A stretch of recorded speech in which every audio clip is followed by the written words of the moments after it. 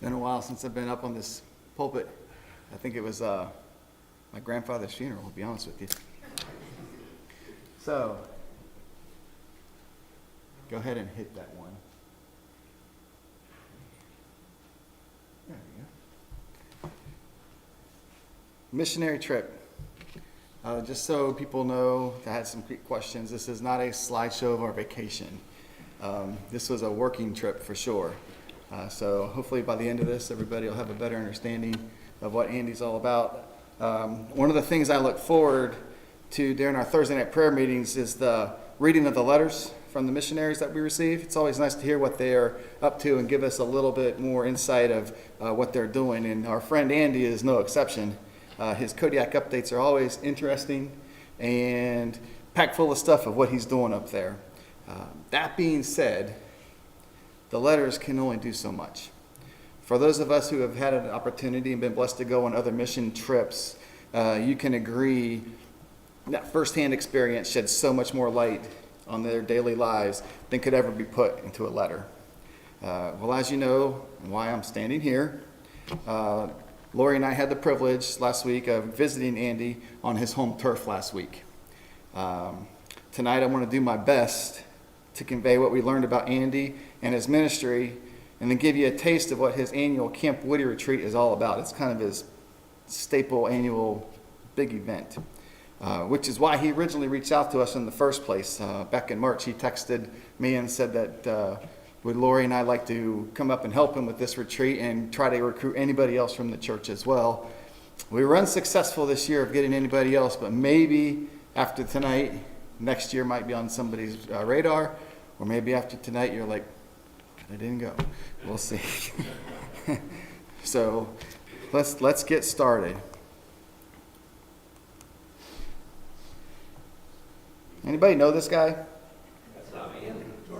Anybody know this? It's not an old-timey picture of Andy. It might be what Andy might look like in a few years, based on all the work he's doing. But you are correct. This is George Mueller. Now, if you've been here any length of time, you've heard the milk cart story, right? The milk cart story. But just to refresh your memory, any Google search you can get this information. So here's just a little snippet. The children are dressed, but they're ready for school, but there's no food for them to eat, the house mother said. George asked her to take the 300 children into the dining room and have them sit at the tables. He thanked God for the food and waited. George knew God would provide food for the children, as he always did. Within minutes, a baker knocked on the door. Mr. Mueller, he said, last night I could not sleep. Somehow I knew that you would need bread this morning. I got up and baked 3 batches for you. I will bring it in. Soon after was another knock at the door. It was the milkman. His cart had broken down in front of the orphanage, and the milk would spoil by the time the wheel was fixed. He asked George if he could use some free milk. George smiled as the milkman brought in 10 large cans of milk, and it was just enough for the 300 thirsty children. Now, I bring that story up because Andy has his own Mueller-type stories. We've heard several of them. And I want to share with you one tonight, and that revolves his current living condition. As we have read in his Kodiak updates, it seems Andy has kind of bounced around, place to place since he's been up there. We've always having to update our bulletins, or if you send him something, it gets kicked back because it's a new address. Well, the milk cart didn't break down in front of Andy's house, but his current situation is nothing short of a miracle.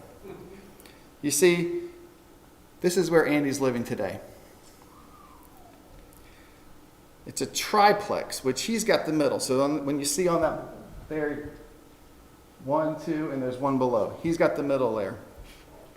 Now, I want to show you this video real quick, and I'm going to describe some stuff to you.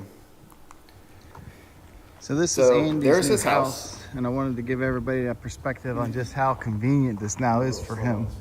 If you look up this If you walk street, up this road, I'm going to zoom in, and you see that yellow building right there? Yellow building right there. That's Special Finds. That's the infamous Special Finds. It's about 100 yards yards from from his front back door. Window, And then if we look out the back window of his property, That Woody island out there That's Camp Woody. is Woody Island. So he's where about just 100 finished yards our from camp. work, which he told me So has some pros and cons. It's very convenient, but then he finds himself in a very good oftentimes spot being in at this work. blue little cabin that Too he's much. living in. Did it stop playing? Yeah. So he's not upstairs there. He's in the middle there. That door. That's his front door. His kitchen. However, so location, location, location in real estate. But the best part, all that property is owned by Baptist Mission. They originally were the ones that provided the space for special fines. Then they were so impressed by what Andy was doing with special fines, they offered him this place to live free. So he's got that building at no charge to him. Now he had intended for Lori and I to stay on that top level. It was supposed to be empty, but the mission had ended up putting a different family up there, unbeknownst to him, and we had to relocate.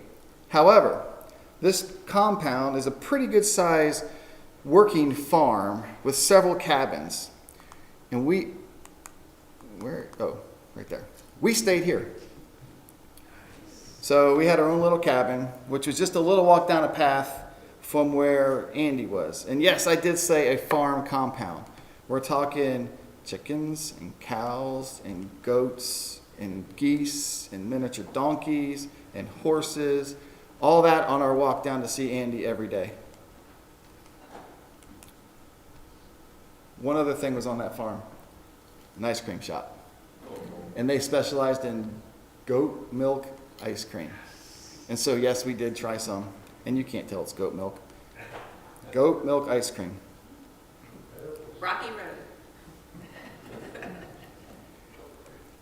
So Andy, his story from the Coast Guard to missionary to special needs is nothing miraculous and shows us how God can do anything with us. He wasn't even supposed to be stationed in Kodiak. I don't know if you guys remember that story or not. When he finished A school, which is where he went when he left us. So he was in Cape Canaveral and then he went to A school. When he finished A school, his ranking in that class allowed him to choose where his next post would be. He chose one, I think it was Louisiana, Alabama. It was not Kodiak, Alaska. But it turns out one of his classmates in that class, who didn't finish as high as Andy, was going to be relegated to Kodiak. Well, this man's wife had some kind of physical condition that was going to prove difficult in that environment, and Andy found out about it. So he traded spots with him. And that's the story about how God got him to Alaska. It was not even his choice. So with no formal training in caring for or teaching special needs, God continued to provide opportunities to basically have himself teach himself.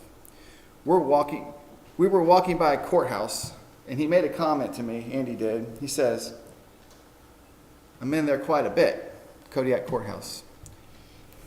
And I was like, why, what for? What was the reason? He says, I'm often called in there to offer expert testimony when it comes to special needs. Expert testimony. No formal training, self-taught, and now he's considered an expert on that island. He is the go-to guy when it comes to special needs. One more observation to share before we move on to Camp Woody. And we kind of got a taste of this Thursday night. I now understand why Andy is so involved in so many different aspects of special needs. Our friend Andy, he's got a very controlling personality. Probably a requirement to do what he does. But per his story to me, here's how it often goes. A group brings him in to consult. He is the expert now on a project. And by the end of the meeting, he's running it. He just can't turn over the job to them. He just doesn't think they're going to be able to do it right. And they are often, more than often, happy to let him have it. And it's right here in my presentation that I was going to announce that Andy had been selected as the official track and field coach for the state of Alaska, Special Olympics, but he beat me to the punch in his own prayer letter Thursday night if you were here.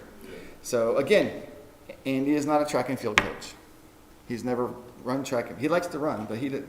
And now he's the official track and field coach for the state of Alaska, and that event will be taking place in next August in Minnesota, I believe. And he's got one of his athletes that are going to be going with him. He was hoping Eric would qualify so he had some place to take him, but Eric's going to be left at home. Well, let's move on to Camp Woody. Named after the island that it's held on. Let's see. There we go. That's Kodiak, Bain Kodiak. That's an island called Near Island. And that island there is Woody Island, and the one behind it is Long Island and not New York. So we're going to be going to this island right here.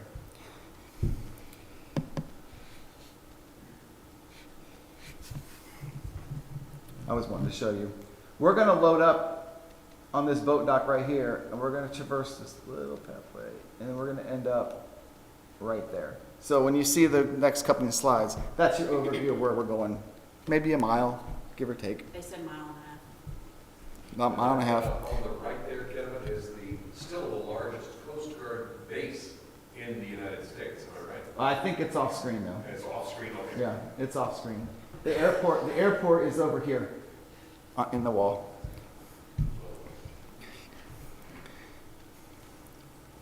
With 15 camp helpers and 3 kitchen staff, the weekend event really began Thursday, as Andy hosted all of us over at his house to have like a staff meeting at his place to go over the job functions he was assigning us, a rundown of the campers, who they were, what extra help they were going to need, how to treat certain ones, how to treat certain others. Just because they're special needs, most of them are special needs mentally, but there were some that are just special needs physically. And he just wanted to point out who those were, that we didn't talk down or talk, just didn't want to belittle the ones that were just in a wheelchair because they have a disease. So that all happened Thursday night. He started assigning people their jobs, and that's when I started to think, this might be interesting. That's what I mean. Yeah, there were some jobs assigned, and I had Friday morning to talk to Andy, and I'm like, you sure you want to do this? He didn't back down. He didn't back down. So for Lori and I, the game time for us was 12:30 on Friday. We were supposed to be at the boat dock to set up for registration. And Lori got to be the head registration person. You see it's crazy. Honestly, it was the most chaotic part of this whole trip. Logging in 38 campers, distributing their official camp hoodie,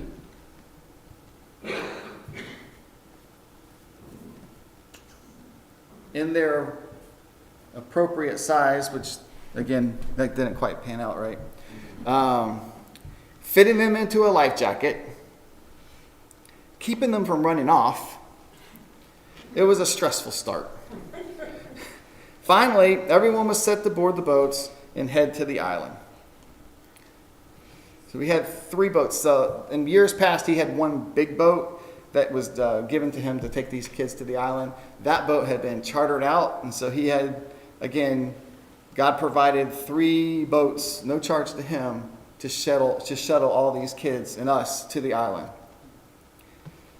Some more pictures of the boats.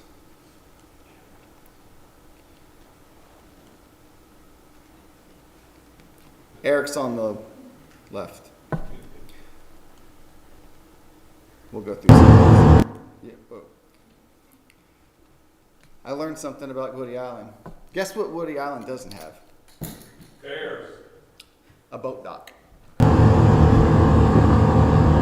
there's Lori's video shooting out the back.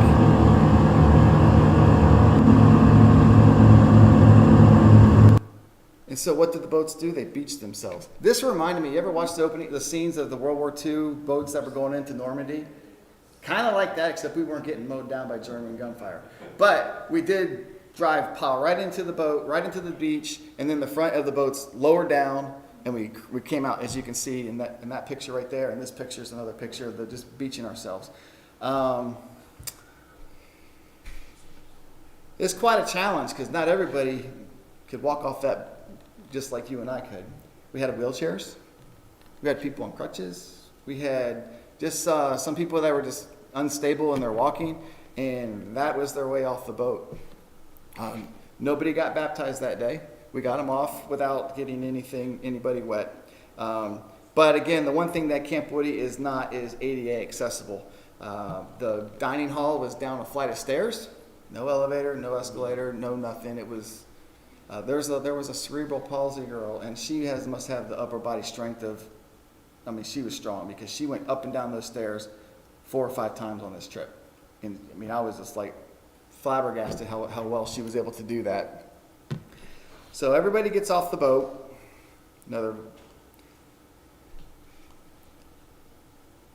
There's like 56 of us total. And we start heading up that path on the lower right-hand corner. And we're heading up to a main meeting site where Andy is giving instructions. If you've seen the previous videos that Andy's done, he's very rule-oriented. He doesn't have many of them, but he does have rules. And they also, at this point, handed out their first of many snacks. So this is the main meeting area where we met quite often every day. And there's a wheelchair. Yeah. It's just a bunch of picnic tables. This is everybody waiting. He's got his peanut butter and jelly sandwich in his hand. And I think, was that the symbol of hush, be quiet? Yeah, when they're talking. When they're talking, this was, if they did this, that meant mouth shut, listen to me. And to show you're listening, you do it back. So Andy at the meeting handed out this itinerary, and this is how I'm going to finish up the rest of this presentation, is going through this itinerary, what we were involved with going to this camp. So we met at the site there to go over the rules, and also to go over where you were going to sleep. They assigned rooms and who you were sleeping with. That's Lori's accommodations. That's not Lori's accommodations. That's my accommodations with Eric. We didn't really have very good pictures of my accommodations, but this event was being held in my accommodations. The next thing they did is on their itineraries, they had workshops. They had 3 different workshops that these kids could choose from. And the first one was a baking, tea, party, decorating thing, which Lori was part of that group. And that's what this picture behind me is anybody could choose. Cupcakes. Anybody could choose which group they wanted to go to. This was all of the girls chose that one. They didn't want to choose mine. But baking cupcakes, decorating cupcakes. How many people remember this person from one of the previous? Najina? Yeah, she's crazy. Human.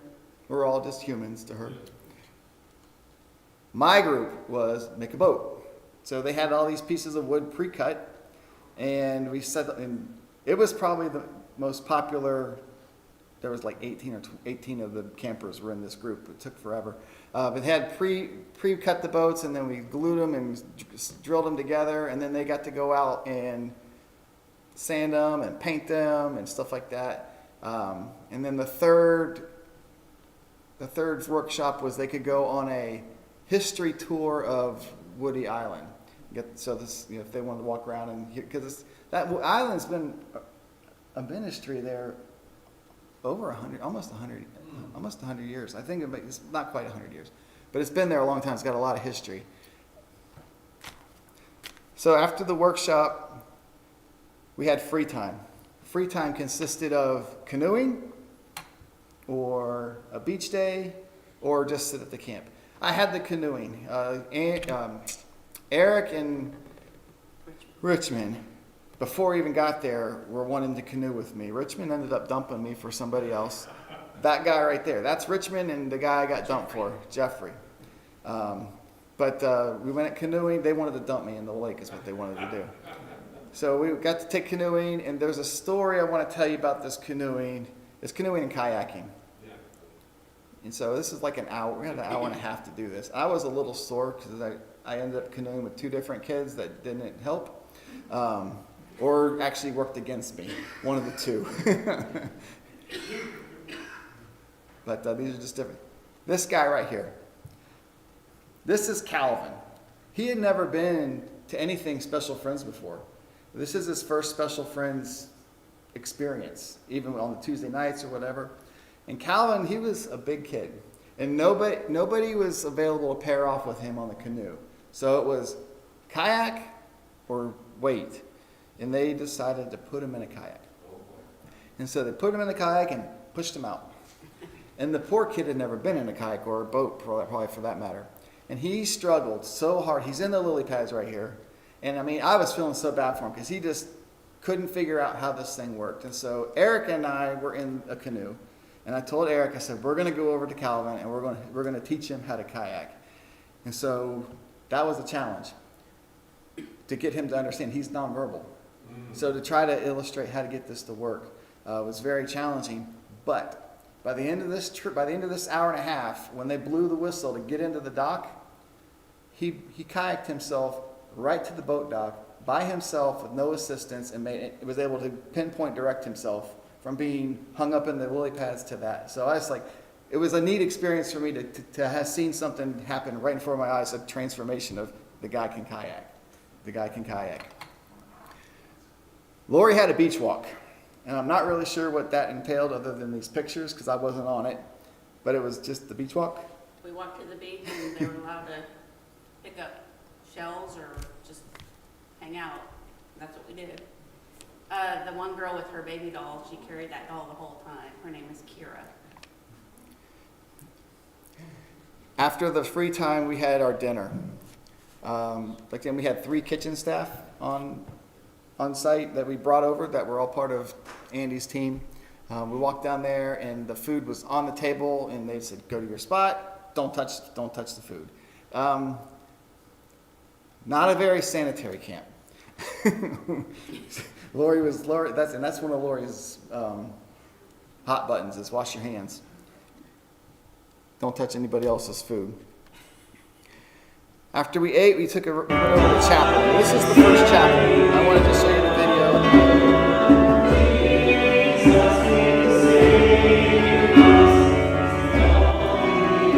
Lots of sign language goes on in Camp his Special Friends ministry.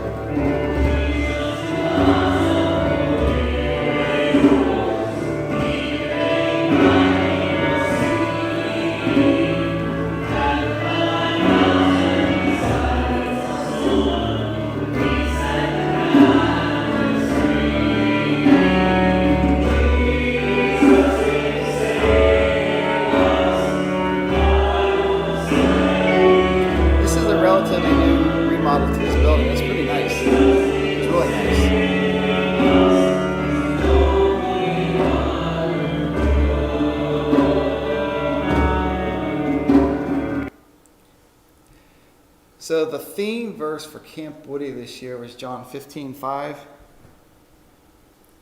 I'll read it. I am the vine, ye are the branches. He that abideth in me, and I in him, the same bring forth much fruit. For without me you can do nothing. And he taught us how to do that in sign language. But this is being recorded in live stream, and I do not want to mess it up. So I won't attempt it. But I had it for at least a day. It was like I said, sign language is a huge part of his ministry. And again, I'm not sure if he knew sign language when he left here. I think that was self-taught again. After the chapel, they had what they called the big game. They had big game 2 nights. And then the first night, the big game was a digital scavenger hunt. And so the next couple pictures are some of the items that they wanted the kids to get pictures with. One was a picture with the Camp Woody sign. One was a picture with the cross, and some people cheated and did both in one. My group was one of them. There were more crosses on campus than that. They wanted a picture with him in a costume. They wanted them pictures with the big stairs. Now you understand, some of these were mobily challenged, and to tote these kids around, all these things. It took a while to get these done. Waving at cows. There were cows on this island. I believe the one on the right, this one here, there are windmills back here, and that was one of those big white windmills that you see around. They had to have a picture with the windmill. What's the next one? Swinging on a ball, or Pushing on us. buoy, pushing somebody on the ball. And they wanted pictures of them shooting a basketball, and with a bunch of pine cones, little pine cones. Their pine cones are like this big, not like ours. There was this one kid, his name was Matthew, and I watched him shoot basketball, and that kid did not miss.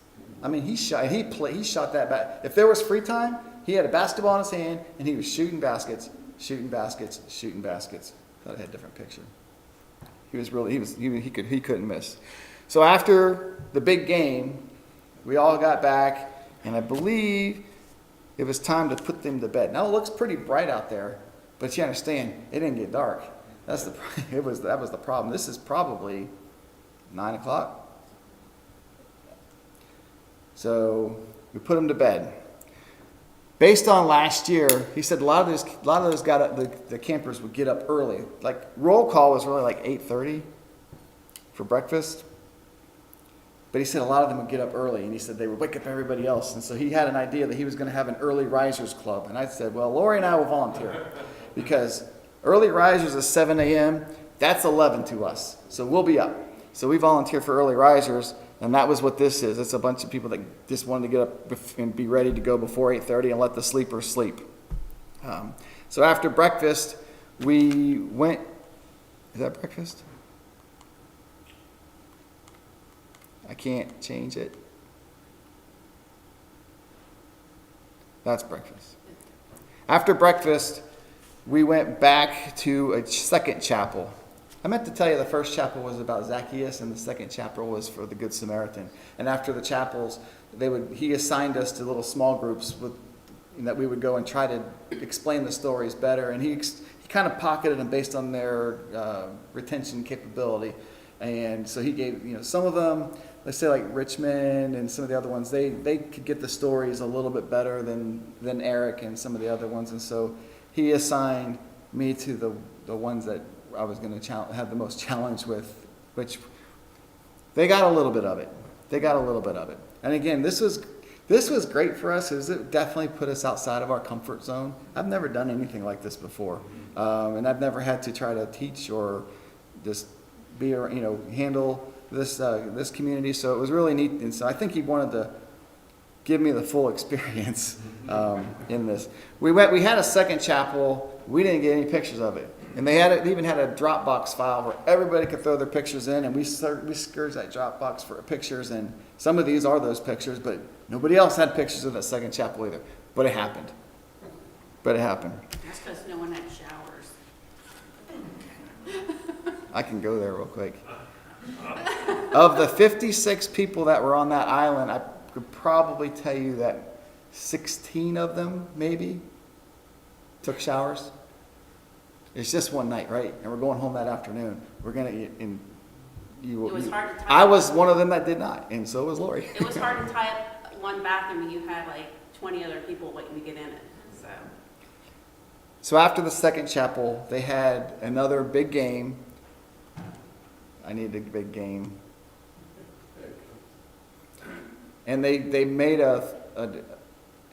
this is Mario Kart. They made a Mario Kart course. And I guess in his little special friends group, Mario Kart is huge. When they had their Tuesday night Bible studies, they play Mario Kart, they're just into it. And when Eric and Richmond were down, they wanted to play Mario Kart at our house, and I beat them. And they did not, they were like, this old guy's beating us at Mario Kart, but it was fun to do. So after Mario Kart, they sent everybody back to their cabins to pack up, clean up, get ready, because we're going to be leaving that afternoon. I don't have any slides of that. After we cleaned up, we went on what they called a big hike. This big hike, it was a mile longer? It was not a trail. It was that. And again, we had people that had hard times walking around, and we dragged them through that all the way to the island. I think I got pictures of the water. It was muddy and inclines, roots. By the way, See any scat? a couple more. This is at the island. This should be a picture of the water. I don't know why the batteries might be dead on this. Keep on going. Yeah, wait till the next picture. That's what happens when you go on this hike. It's funny. One of the campers was ready to go back. They said, "How do we get back?" Because they were the last one to get there. They were the struggle. They were the slowest one, the last one to get there. And they're like, "How do we get back?" And they said, "The way you came. I can't make it. That's the only way back. You're gonna make it." So we gave them a 30-minute head start. So we gave him a 30. Janina could sleep everywhere. That girl, she would sleep I don't- on the boat ride, and then she fell asleep on the beach. These kids went into the water, which is freezing cold, by the way, and picked up starfish. They found them. They wanted to show them off. More. That's the kayak boat kid right there, Calvin. So after the hike, we didn't give him any time to recover.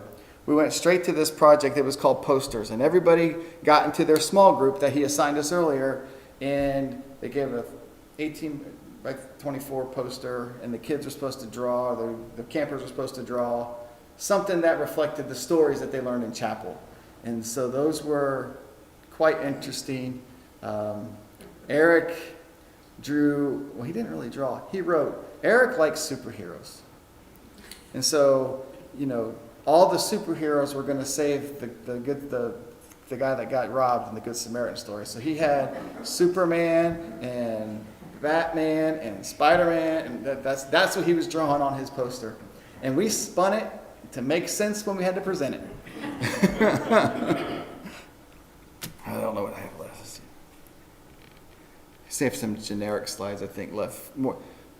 This is kind of this, we're kind of winding down. The posters was like the last bit. We're just winding down till it's time to go.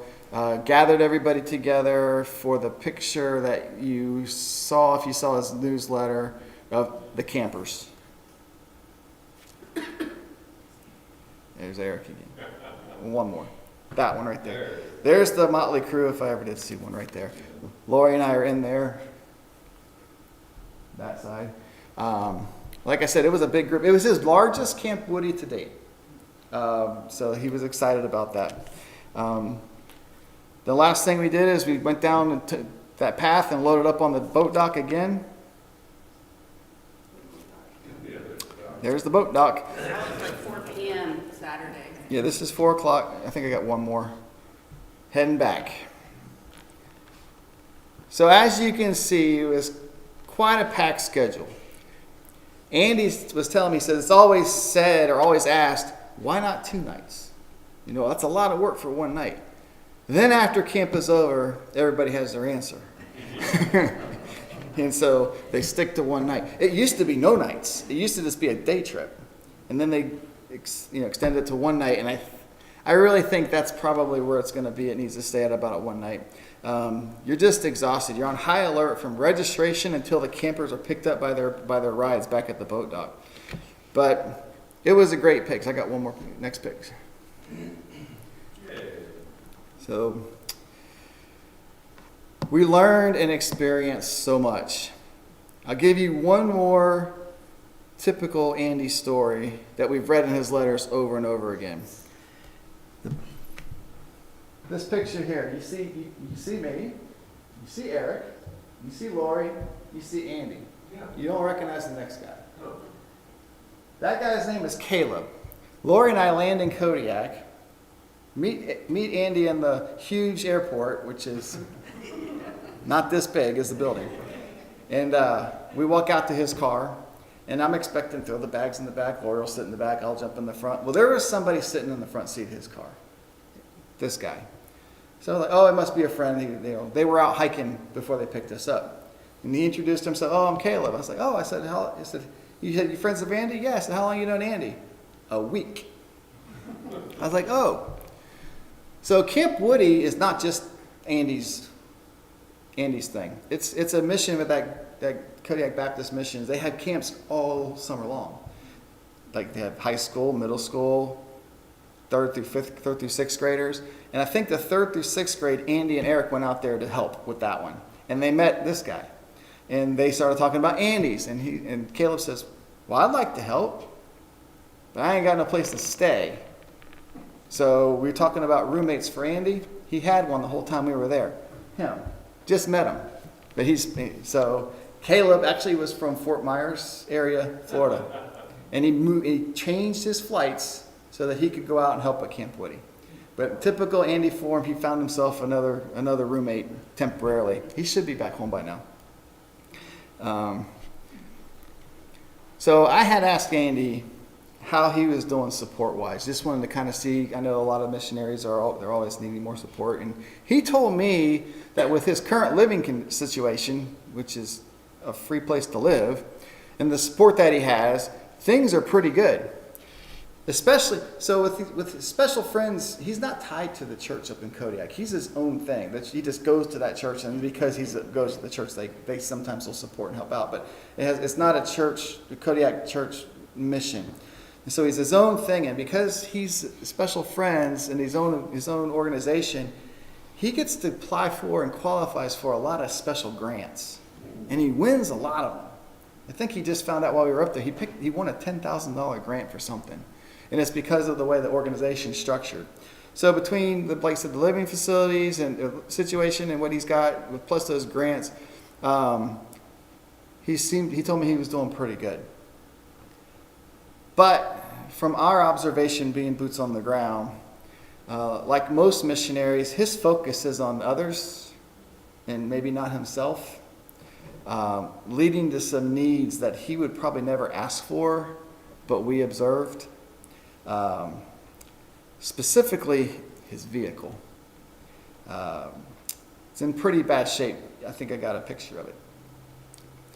I had to drive this car a couple of times. He has a church van, that's a passenger van, fits like 15 kids, and he's running around with that. And I had to take his car to pick up some kids.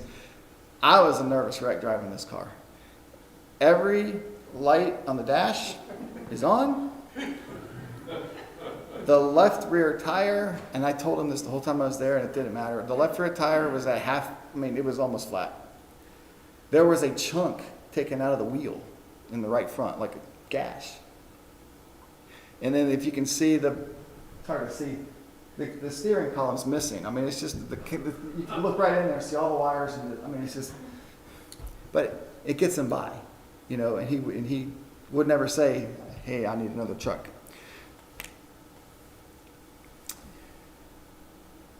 Honestly, if by looking at his needs, if he could have a truck like what Andre drives, like a quad cab with a bed on it, that would be ideal. Carrying people around, and then he's lugging stuff around. He says stuff's sitting in the back of that thing. You had to make several trips. We had to make several trips. We're packed in that thing like sardines sometimes. I even think he admitted that a truck would be a good tool for him. So maybe down the road that can be on our radar to prayer to see if he can have one of those drop in his lap like all the other things that seem to work for him.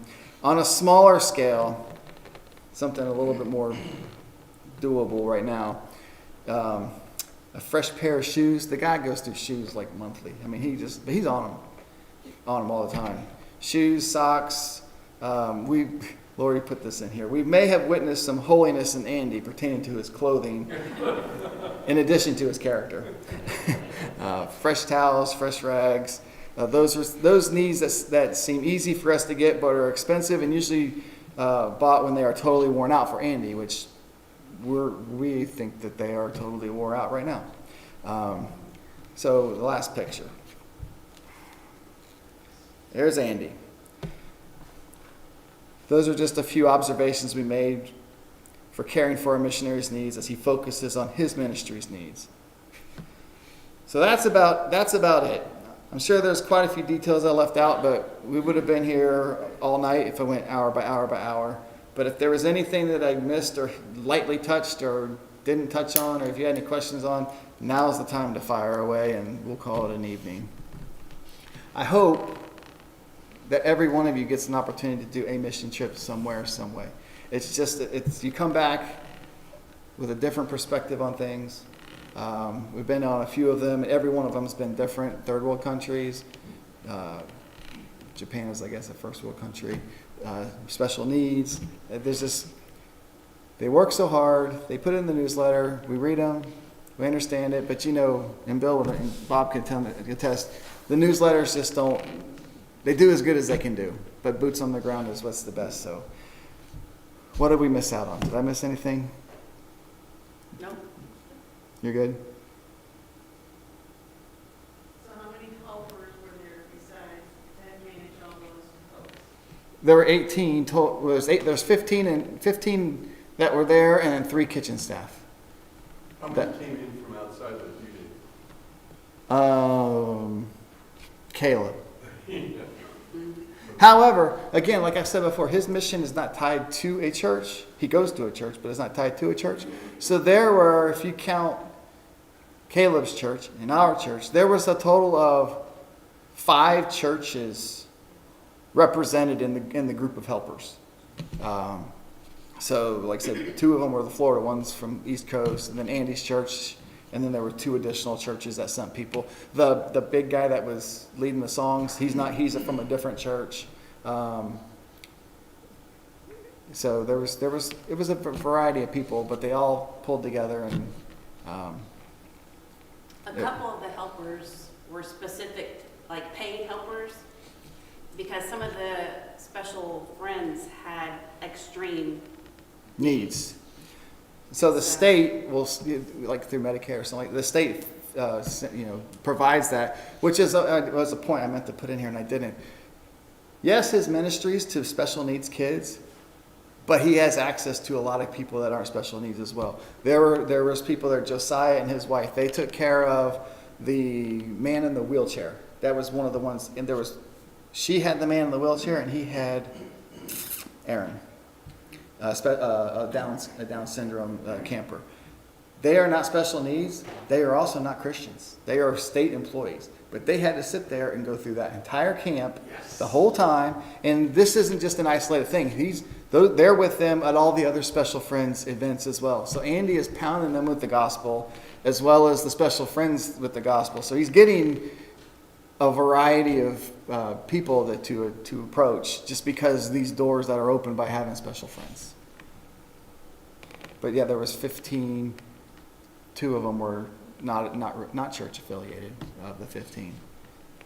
Did special fines remain open? Did not. Camp week? Did not. And when I was the first back on campus after we get off the boat, because I had to run first leg of stuff because we couldn't all fit in that car. And I looked at the steps to the front door, and I reported back to Andy. I said, "You got work to do," because while we were gone, people just loaded up their stuff on the doorstep. He puts a sign up that he asked them not to do that because it could get ruined if nothing's there. But it was filled the deck and was going down the stairs. So and when Eric saw that, he goes, "I've got work to do," which he did with a big smile on his face. Eric's a sweetheart. His birthday's next month. He'll be 25. We've got to be told that every day. But what was neat too is on Sunday, after the church service, we went to their one of 2 fast food restaurants on site, Subway, which is my favorite place. And half the church was going to Subway. And after we ate, I would say maybe half of those kids in that picture that we just showed you was at the bowling alley. Special Friends, they're doing their bowling stuff right now. And so all those kids that got home, hopefully cleaned up, relaxed, and we're back at the bowling alley the very next afternoon.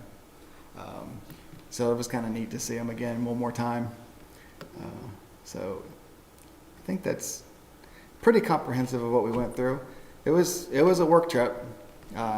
We took all of last week to recover because we didn't sleep well on the site. I mean, the living conditions were, again, you're on call 24/7 when you're there.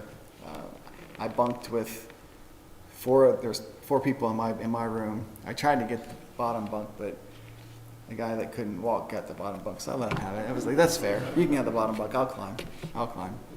But from, like I said, they were just, the needs were all over the place, from downs to physical to different, you know, one of the guys was a healthy, thriving, quote unquote normal if there's anybody that's normal, and he had some kind of a brain disease, Aaron, right? And it took his legs away from him, and now it took his short-term memory away from him, and stuff, you know. So he was one that wasn't special needs in the sense of Downs, but they don't have things like this for anybody with any kind of handicap. So they jump on board, and like I said, the boat trip over and back was the most interesting, to try to get wheelchairs and cerebral palsy people and people that, you know, had a hard time walking, but we got them on there. Well, they did. We went over with 56 and came back with 56 and no casualties, so that was a win.